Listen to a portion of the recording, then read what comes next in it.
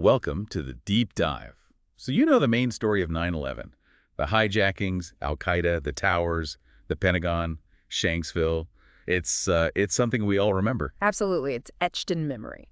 But today, we're kind of stepping sideways. We're going to look into some of the, well, stranger details, the things that don't get talked about as much, based on some really interesting information we've gathered. Exactly. It's not about challenging the core facts. Those are solid. It's more about these odd footnotes, these lingering questions that still make you go, even now. Okay, let's kick off with a really curious one. Mohammed Atta, obviously a key hijacker. The night before, September 10th, he and another hijacker, Anomalies, they drive from Boston up to Portland, Maine. Right, which on the face of it seems completely out of the way. Totally. They check into a Comfort Inn, use an ATM, surveillance shows them at a Walmart, even hanging out in a Pizza Hut parking lot. It just feels off. Why Portland? Well, it's definitely a puzzle. One strong possibility investigators looked at was counter-surveillance. Like trying to see if they were being followed? Exactly. A sudden, seemingly random trip like that could potentially flesh out anyone tailing them, in those absolutely critical final hours. Okay, that sort of makes sense. Bit of spycraft. But, Yeah. Portland? It's quite a drive. Couldn't they have done that closer to Boston? You could argue that, yeah. Another theory, though, was about the airport itself. Maybe they thought security at Portland's smaller airport would be, well, less intense than Logan International in Boston. Ah, so maybe easier to get through screening there. Fly back to Boston from Portland. Potentially. Or maybe it was about building in redundancy, a backup plan. How so? Well, think about it. If they hit unexpected traffic or some other delay getting to Logan on the morning of the 11th, having already made the trip north gave them perhaps an alternative route or just bought them time. A buffer, right. And there was also talk, wasn't there, about maybe meeting someone, though nothing ever came of that. Correct. That possibility was explored, meeting an unknown accomplice, but no credible evidence ever surfaced to support it. It remains speculation. So the next morning, Atta flies from Portland back to Boston, gets that call from Marwan al-Shehi, which is thought to be the go signal. And the rest is history. Yeah. But that Portland trip, it's still just this loose thread, isn't it? It just hangs there. It really does. And figuring out the real why behind it, if we ever could, might tell us something more about their mindset, their meticulousness, or maybe even others involved. It's one of those persistent little mysteries. Let's shift to something incredibly sad and deeply confusing. The case of Sneha and Philip. Yes, a really tragic story. She was an Indian-American doctor living quite close to the World Trade Center in Lower Manhattan. And she was last seen on September 10th, the day before the attacks. What makes her disappearance so different from, sadly, so many others on 9/11? The key thing is the complete lack of any verifiable link placing her at ground zero. For almost all the victims, there was some connection remains found, eyewitness accounts, security footage, something. With Dr. Phillip, there was just nothing. Just vanished. Utterly. In the midst of this enormous event where thousands perished, her specific disappearance stands out because of that absence of evidence connecting her directly to the towers. Her family, understandably, believes she might have rushed down there to help, being a doctor. That was their hope, and it's a logical thought. But the reality reported from the scene was that most doctors who responded were setting up triage areas outside the immediate danger zone, helping survivors emerge. It wasn't typical for medical personnel to run into the collapsing buildings. In the investigations, NYPD, a private investigator, they found nothing. Nothing conclusive. They followed every lead, but it all just evaporated. And that lack of any trace, any information at all, really fueled different theories about what might have happened. The background information also mentions she was going through some personal difficulties around that time. Yes, that's part of the complexity. She'd reportedly lost her residency position due to issues with tardiness and alleged alcohol problems. There was also an incident involving a dismissed charge about filing a false police report. So that led to other theories. Outside of 9/11 itself. It did. Some speculated, given these struggles, that maybe she chose to disappear to start a new life. Or perhaps that she died from some other cause entirely unconnected to the attacks, but her death just got lost in the chaos and devastation of that week. And her family had to actually go to court to have her officially recognized as a 9/11 victim. They did. It was a long legal battle. They argued that the overwhelming probability, given her location and the events of the day, was that she perished in the attack or its immediate aftermath, even without direct proof. And they eventually succeeded. Yes, in 2008, a court ruled in their favor, and her name was added to the Ground Zero Memorial. It was a measure of closure for the family, but it happened crucially without definitive evidence, leaving her actual fate still shrouded in mystery. Okay, this next point often comes up, and it definitely sparked a lot of anger and conspiracy theories at the time. The evacuation of some of Osama bin Laden's family members from the U.S. right after the attacks. Yes, this is a really sensitive one. First, it's important context that Osama bin Laden was very much the black sheep of his extremely wealthy Saudi family. Right, they had huge global businesses, very established. Very established, and they had publicly distanced themselves from him and his extremist views years before 9/11. They reportedly had no affiliation with al-Qaeda and found his actions deeply shameful. But several members of the extended bin Laden family were in the United States when the planes hit. That's correct. Students, people visiting, scattered across the country. And the controversial part is that they were allowed to leave very quickly. Extremely quickly. On September 13th, just 2 days after the attacks, when virtually all civilian air traffic in the U.S. was still grounded, a private charter flight collected about 12 members of the bin Laden family from various locations and flew them out of the U.S. back to Saudi Arabia. Wow. You can immediately see why that would look suspicious to people. The country's under attack by their relative. Planes are grounded, yet they get a special flight out. Absolutely. It instantly fueled theories of government collusion, secret deals, you name it. The outrage was palpable. But what were the, let's say, less conspiratorial explanations put forward? The more straightforward explanation focuses on safety and diplomacy. Many of these family members were young, just students. There was a very real fear of reprisals against anyone with the name bin Laden, regardless of their actual connection to Osama. Understandable fear, yeah. So the story goes that the Saudi embassy intervened, requesting assistance from the U.S. government to ensure their safe passage out of the country. Given the very close relationship between the Bush administration and the Saudi royal family at the time, diplomatic ties, oil, strategic interests, it's plausible that this request was granted as a protective measure facilitated at a high level. So basically, protecting Saudi nationals who happen to share a name with the enemy number one, facilitated by existing diplomatic channels. That's the less sinister interpretation, yes. It fits the geopolitical context. However, the U.S. government has never been particularly forthcoming with details about how exactly it was arranged, which has allowed the suspicion to linger. Okay, let's talk about Omar al-Bayoumi. His name pops up quite a bit in discussions about possible Saudi connections to the hijackers. Who was he? Al-Bayoumi was a Saudi national, originally of Egyptian descent. He had reported ties to the Saudi government. Some sources say he was receiving funds from them, and he definitely had connections with known extremist figures. And is linked to 9/11. The key connection is that he apparently befriended and provided significant help to two of the hijackers, Nawaf al-Hazmi and Khalid al-Mitar, when they first arrived in San Diego in early 2000.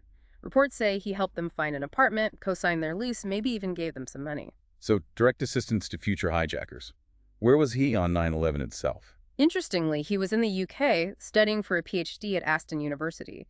But just 10 days after the attacks, he was arrested there in a joint U.S.-British operation. And did they find connections?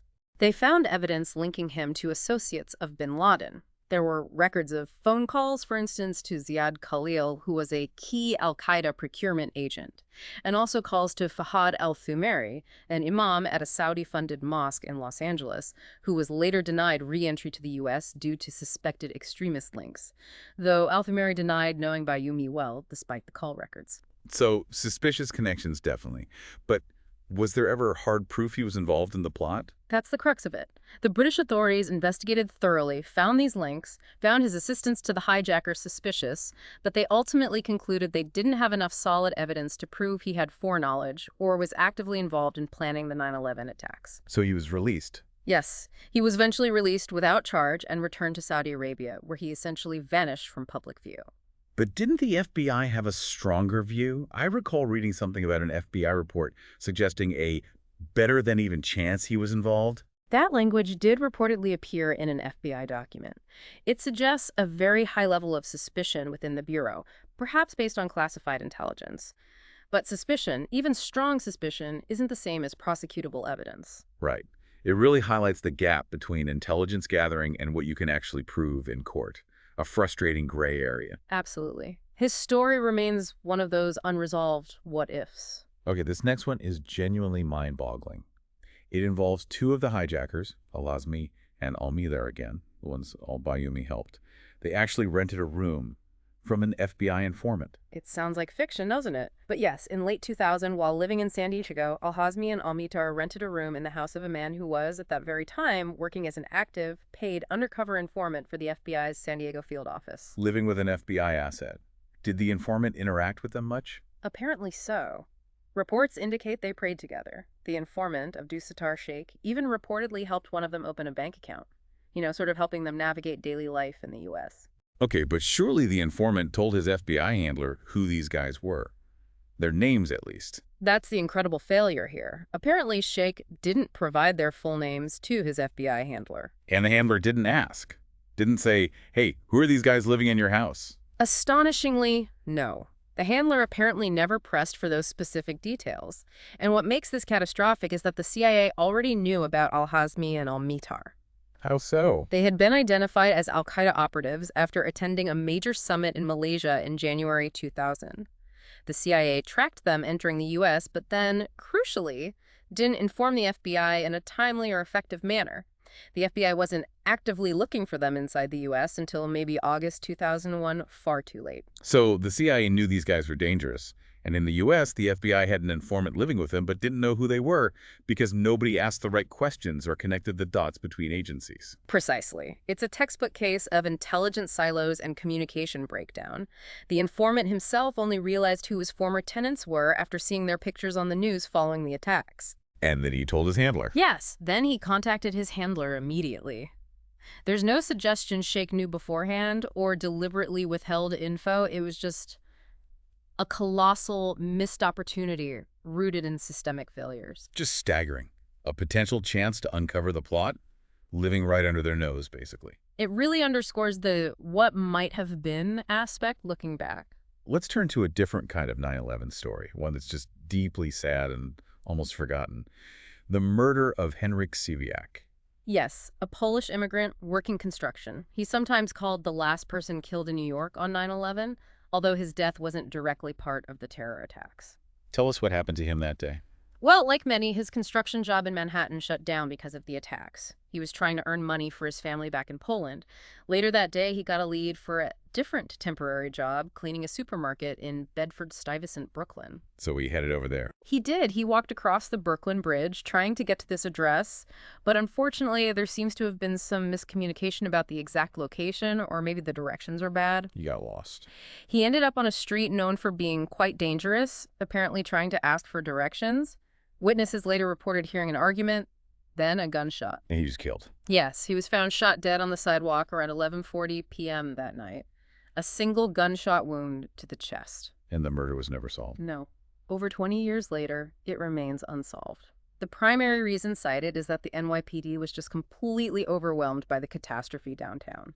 Resources were stretched incredibly thin. Understandable, but tragic for his family. Absolutely. A homicide investigation needs immediate, intensive work, canvassing, forensics, interviews, and while they did investigate, the focus of the entire city, the entire world, was understandably elsewhere. There's also a detail that makes it stranger. Apparently, he wasn't robbed. His wallet still had cash in it. That's correct. Robbery wasn't the motive, which adds another layer of mystery.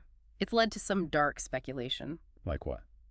Given the timing late on the night of 9/11, the high tensions, the fear, the confusion, there's a grim possibility that maybe his killer saw a foreign man, perhaps looking lost or out of place, and mistakenly, horrifically, thought he might somehow be connected to the day's events. Oh, that's a chilling thought. A case of mistaken identity fueled by the terror of the day. It's pure speculation, of course, but the lack of robbery makes you wonder about the motive. His death remains a sad, solitary footnote to the immense tragedy of 9/11. Now, we should probably touch upon one of the more persistent conspiracy theories, the one involving the so-called dancing Israelis. We need to be absolutely clear up front. There is zero credible evidence that anyone other than al-Qaeda was responsible for 9/11. Osama bin Laden himself claimed responsibility. Full stop. Absolutely crystal clear. The theory of Israeli involvement is baseless propaganda. However, it often latches onto a real event, the arrest of some Israeli nationals in New Jersey shortly after the attacks. Right, I think it was 5 or 6 individuals. They were seen somewhere with a view of the towers. Yes, 5 Israelis were arrested. They were reportedly observed by some witnesses acting unusually, maybe celebrating or documenting the event from across the river in New Jersey. Their van was stopped and they were detained. And this became the kernel of the conspiracy theory proof of Israeli foreknowledge or even involvement. Exactly. But the much more likely and rational explanation, consistent with intelligence practices, is that these individuals were probably Israeli intelligence agents, Doing what? likely gathering intelligence after the attacks began. Israel viewed al-Qaeda and related groups as a major threat, too. It would be standard procedure for intelligence agencies of allied nations, or any nation really, to try and gather information on a major event like this happening on U.S. soil. And they got caught up in the post-9/11 security dragnet. Precisely. In the hours and days after 9/11, security was incredibly heightened. Anyone acting suspiciously, especially foreign nationals, was likely to be detained and investigated. These individuals were held for a couple of months, investigated by the FBI, and eventually deported back to Israel, reportedly for visa violations. There was no finding of complicity in the attacks. So, likely intelligence agents doing their job, caught in the post-attack sweep, not conspirators. That's the most logical conclusion based on the facts, rather than the unfounded conspiracy theories that twist this incident. Okay, here's another one that's just eerie. A story about a prediction made in a high school just days before. Yeah, this one is quite chilling. It involves an English teacher in Bensonhurst, Brooklyn. On September 6, 2001, 5 days before the attacks, one of her students, reportedly a recent immigrant from Pakistan, made a comment. What did he say? According to the teacher's report, the student said something to the effect of, "Do you see those towers? They won't be standing there next week." Wow. And the teacher? Initially, she apparently dismissed it, thought it was just a morbid, inappropriate joke, maybe typical teenage boundary pushing. Didn't think much of it at the time. But then, after Tuesday. Exactly. After 9/11 happened, she was obviously horrified and deeply disturbed, remembered the comment, and reported it to the authorities. Did the FBI investigate this? Yes, both the FBI and the NYPD looked into it. They interviewed the student and his family. The student consistently maintained he was just joking, saying something stupid. His family backed him up. And what did the authorities conclude? Ultimately, they seemed to accept his explanation that it was a tragically timed, very poor taste joke. A key factor was that none of the 19 hijackers were of Pakistani origin, making a direct link between this student and the actual plot seem unlikely. So no charges filed, just a deeply unsettling coincidence. That was the official outcome, just filed away as a bizarre and disturbing footnote. But you can imagine how chilling that must have been for the teacher. Definitely. Okay, finally, let's delve into the question of potential insider trading before 9/11. This comes up a lot, the idea that maybe someone knew what was coming and tried to profit from it financially. Right. This is a really significant area of speculation. Insider trading, just to clarify, is trading stocks based on important non-public information. Think Martha Stewart, or even some allegations around COVID vaccine news. It's illegal and carries heavy penalties. So the suspicion is that someone with foreknowledge of the attacks used that information in the stock market. That's the core idea. And what fueled the suspicion were some highly unusual trading patterns in the days and weeks right before September 11th. Particularly involving specific types of companies. Exactly. There was a noticeable, statistically significant surge in selling activity or betting against the stocks of certain insurance companies, and especially the two airlines whose planes were hijacked, United and American Airlines. And this wasn't just in the U.S. No, these unusual trades were flagged not only on U.S. exchanges, but also in markets in Europe and Japan. Specifically, there was a dramatic increase in the purchase of put options on these airline stocks. Remind us what a put option is. A put option is essentially a bet that a stock's price is going to fall. You buy the right to sell a stock at a certain price by a certain date. If the stock price drops below that price, your option becomes valuable. The volume of these put options on United and American was way above normal levels just before the attacks. That definitely sounds suspicious, like someone knew these airlines were about to suffer a massive blow. Was this investigated officially? Oh, yes, very thoroughly. The 9/11 Commission looked into it. The Securities and Exchange Commission, SEC, investigated. Intelligence agencies also examined the trades, particularly those originating overseas. And what did they find? Did they link it to al-Qaeda or people with foreknowledge? Well, the 9/11 Commission acknowledged the unusual trading. However, their final report concluded that while the patterns were suspicious, their investigation found that most of the trading could be plausibly explained by other factors. For instance, some trades seemed linked to strategies recommended in certain investment newsletters just before the 11th, suggesting it might have been coincidental timing based on legitimate, albeit perhaps poorly timed, market analysis. So no definitive proof of illicit trading based on attack knowledge. The official conclusion was that they couldn't find concrete evidence linking the trades directly to al-Qaeda or other individuals with foreknowledge of the attacks. What about those stories about recovering hard drives from the World Trade Center wreckage? Wasn't there an effort to find trading data on those? Yes, that's right. In the years after, a German company called Convar specialized in data recovery from damaged drives. They were contracted by U.S. authorities, reportedly including the FBI, to try and retrieve data from hundreds of hard drives recovered from Ground Zero, specifically looking for evidence related to financial transactions or potential insider trading around 9/11. Did anything come from that? Convar claimed some success in recovering data generally, but according to the 9/11 Commission's follow-up work around 2003-2004, no significant information regarding insider trading was obtained from those recovered drives that altered their initial conclusions. So the official verdict remains suspicious activity, but no smoking gun proving insider trading related to 9/11. That's the official stance. No one has ever been charged. However, the speculation hasn't entirely died. Some independent researchers, even as late as 2010, published analyses arguing that some of the trading, particularly the put option volume, was so statistically anomalous it strongly suggested informed trading by multiple parties. So it remains this kind of nagging question mark. It does. The possibility that there might have been a significant, successful, and unprosecuted insider trading scheme related to 9/11 continues to be debated, even if official inquiries found no conclusive proof. So wrapping this up, it's clear that even with an event as scrutinized as 9/11, digging into these less explored corners reveals just how many complexities and lingering questions remain. Absolutely. It paints a fuller, maybe slightly messier, but ultimately more realistic picture than just sticking to the headline events. These details add layers and nuance. And it really makes you pause and think, doesn't it?